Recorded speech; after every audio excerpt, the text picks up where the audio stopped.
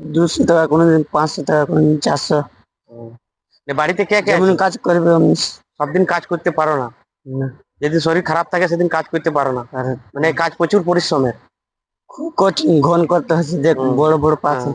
এই মালকে ছোট করতে হয়, এই সাইজ এত করতে ছোট হয়, করতে হয়। এত ছোট করতে হয়। ও, তাই? বেশ, ঠিক আছে। হ্যালো গাইস, এই যে এরা কাজ করছে, এদের কাজটা দেখাচ্ছি। দেখো পাথর ভাঙা, কত কষ্ট পাহাড়ে পাথর ভেঙে।